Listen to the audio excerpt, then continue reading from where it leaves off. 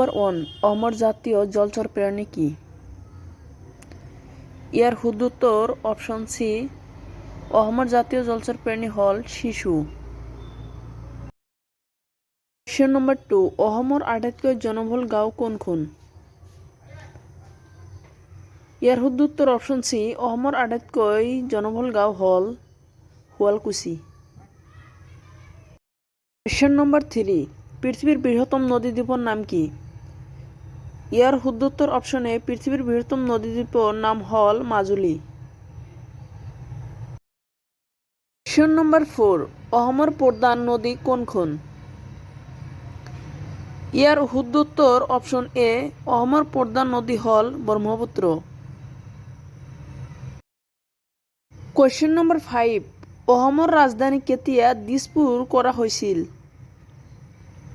ইয়াৰ শুদ্ধ উত্তৰ option D, অসমৰ ৰাজধানী 1973 চনত দিছপুৰ কৰা হৈছিল। কোয়েশ্চন নম্বৰ 6 অসমৰ মুঠ গাঁৱৰ সংখ্যা কিমান?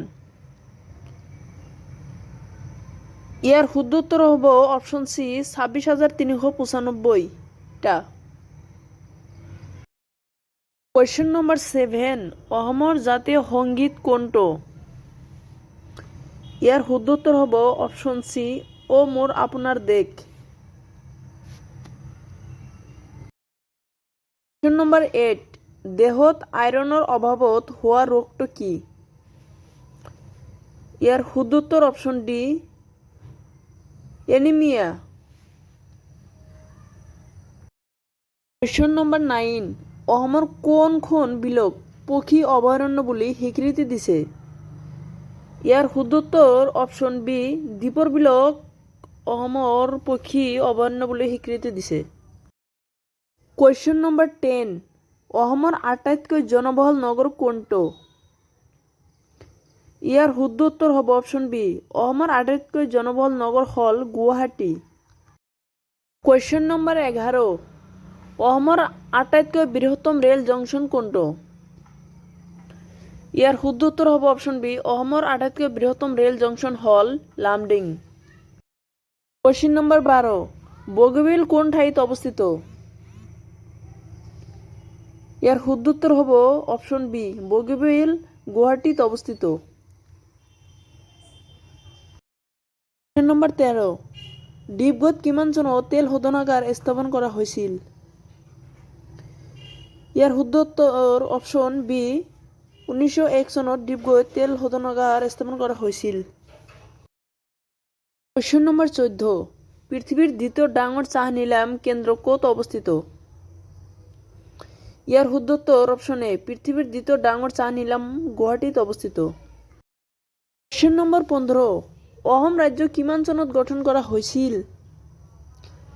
ইয়াৰ শুদ্ধ উত্তৰ হ'ব অপশন এ, অসম ৰাজ্য 1950 চনত গঠন কৰা হৈছিল। কোয়েশ্চন নম্বৰ 16 অসমৰ আটাইতকৈ ডাঙৰ ৰাষ্ট্ৰীয় উদ্যান কোনখন? ইয়াৰ শুদ্ধ উত্তৰ অপশন বি, অসমৰ আটাইতকৈ ডাঙৰ ৰাষ্ট্ৰীয় উদ্যান হল মানাস ৰাষ্ট্ৰীয় উদ্যান। কোয়েশ্চন নম্বৰ 17 অসমৰ একমাত্ৰ পশু চিকিৎসা মহাবিদ্যালয় ক'ত অৱস্থিত? ইয়াৰ শুদ্ধ উত্তৰ হ'ব অপশন বি, অসমৰ একমাত্ৰ পশু চিকিৎসা মহাবিদ্যালয় খানাপাৰাত অৱস্থিত। কোয়েশ্চন নম্বৰ 18 কাঁহৰ বাচন বৰ্তন কাৰখানা ক'ত অৱস্থিত? ইয়াৰ শুদ্ধ উত্তৰ হ'ব অপশন বি, কাঁহৰ বাচন বৰ্তন কাৰখানা হাৰ্থেবাৰীত অৱস্থিত। কোয়েশ্চন নম্বৰ 19 অসমৰ একমাত্ৰ সৈনিক স্কুল ক'ত অৱস্থিত? ইয়াৰ শুদ্ধ উত্তৰ হ'ব এ, অসমৰ একমাত্ৰ সৈনিক স্কুল গোৱালপাৰা জিলাত অৱস্থিত। কোয়েশ্চন নম্বৰ 20 অসমৰ উচ্চ ন্যায়ালয় ক'ত অৱস্থিত? ইয়াৰ শুদ্ধ উত্তৰ অপশন বি, অসমৰ উচ্চ ন্যায়ালয় গুৱাহাটীত অৱস্থিত। কোয়েশ্চন নম্বৰ 21 অসমৰ মৰাপাট কল ক'ত অৱস্থিত? ইয়াৰ শুদ্ধ উত্তৰ অপশন বি, অসমৰ মৰাপাট কল শিলঘাটত অৱস্থিত। কোয়েশ্চন নম্বৰ 22 অসমৰ চিমেণ্ট কাৰখানা ক'ত অৱস্থিত? ইয়াৰ শুদ্ধ উত্তৰ হ'ব অপশন বি, অসমৰ চিমেণ্ট কাৰখানা বোকাজানত অৱস্থিত। কোৱেশ্যন নম্বৰ 23 অসমৰ উচ্চ ন্যায়ালয় কেতিয়া স্থাপন কৰা হৈছিল? ইয়াৰ শুদ্ধ উত্তৰ হ'ব অপশ্যন এ 1948 চনত অসমৰ উচ্চ ন্যায়ালয় স্থাপন কৰা হৈছিল। কোৱেশ্যন নম্বৰ 24 অসমৰ প্ৰথমখন হাইস্কুলৰ নাম কি? ইয়াৰ শুদ্ধ উত্তৰ হ'ব option A cotton collegiate. Question number 25 শৰাইঘাটৰ দলং কোনে মুকলি কৰিছিল? ইয়াৰ শুদ্ধ উত্তৰ হ'ব অপশ্যন এ জৱাহৰলাল নেহৰুৱে শৰাইঘাটৰ দলং মুকলি কৰিছিল। কোৱেশ্যন নম্বৰ 26 গুৱাহাটী বিশ্ববিদ্যালয় কিমান চনত স্থাপন কৰা হৈছিল?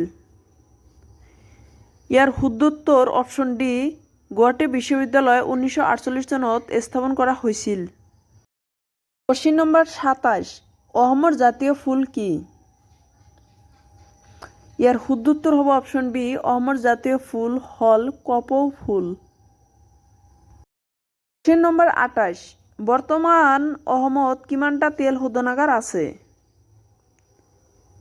ইয়াৰ শুদ্ধ উত্তৰ অপশ্যন ডি অসমত বৰ্তমান 4টা তেল শোধনাগাৰ আছে। কোৱেশ্যন নম্বৰ 29 অসমৰ জাতীয় পৰিষদ কেতিয়া গঠন কৰা হৈছিল? ইয়াৰ শুদ্ধ উত্তৰ অপশ্যন চি 2020 চনত অসমৰ জাতীয় পৰিষদ গঠন কৰা হৈছিল। কোৱেশ্যন নম্বৰ 30 অসম গণ পৰিষদ দলৰ জন্ম কেতিয়া হৈছিল? ইয়াৰ শুদ্ধ উত্তৰ অপশ্যন ডি 14 অক্টোবৰ 1985 চনত জন্ম হৈছিল।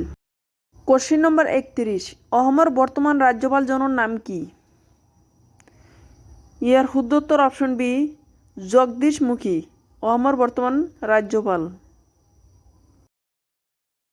কোৱেশ্যন নম্বৰ 32 পৌৰ নিগমৰ প্ৰধানজনক কি বুলি কোৱা হয়? ইয়াৰ শুদ্ধ উত্তৰ অপশ্যন এ পৌৰ নিগমৰ প্ৰধানজনক মেয়ৰ বুলি কোৱা হয়। কোৱেশ্যন নম্বৰ 33 অসমৰ তৃতীয় বড়ো চুক্তি কেতিয়া স্বাক্ষৰিত হৈছিল? ইয়াৰ শুদ্ধ উত্তৰ অপশ্যন চি 2020 চনত অসমৰ তৃতীয় বড়ো চুক্তি স্বাক্ষৰিত হৈছিল। কোৱেশ্যন নম্বৰ 34 বিটিএডিত কিমানটা পৰিষদীয় সমষ্টি আছে? ইয়াৰ শুদ্ধ উত্তৰ অপশ্যন বি বিটিএডিত 46টা পৰিষদীয় সমষ্টি আছে। কোৱেশ্যন নম্বৰ 35 পৃথিৱীৰ আটাইতকৈ ডাঙৰ মহাদেশ কোনটো? ইয়াৰ শুদ্ধ উত্তৰ অপশ্যন এ পৃথিৱীৰ আটাইতকৈ ডাঙৰ মহাদেশ হ'ল এছিয়া মহাদেশ। কোৱেশ্যন নম্বৰ 36 পৃথিৱীৰ আটাইতকৈ ডাঙৰ মৰুভূমি কোনটো? ইয়াৰ শুদ্ধ উত্তৰ পৃথিৱীৰ আটাইতকৈ ডাঙৰ মৰুভূমি হ'ল ছাহাৰা মৰুভূমি। কোৱেশ্যন নম্বৰ 37 ভাৰতৰ আটাইতকৈ সৰু ৰাজ্য কোনখন? ইয়াৰ শুদ্ধ উত্তৰ ভাৰতৰ আটাইতকৈ সৰু ৰাজ্য হ'ল গোৱা। কোৱেশ্যন নম্বৰ 38 ভাৰতৰ আটাইতকৈ ডাঙৰ নদী কোনখন? ইয়াৰ শুদ্ধ উত্তৰ ভাৰতৰ আটাইতকৈ ডাঙৰ নদী হ'ল গংগা নদী। কোৱেশ্যন নম্বৰ 39 ভাৰতৰ আটাইতকৈ ডাঙৰ ৰাজ্য কোনখন? ইয়াৰ শুদ্ধ উত্তৰ হ'ব ভাৰতৰ আটাইতকৈ ডাঙৰ ৰাজ্য হ'ল ৰাজস্থান। কোৱেশ্যন নম্বৰ 40 ভাৰতৰ ৰাষ্ট্ৰীয় জন্তুৰ নাম কি? ইয়াৰ শুদ্ধ উত্তৰ হ'ব ভাৰতীয় ৰাষ্ট্ৰীয় জন্তুৰ নাম হ'ল বেংগল টাইগাৰ।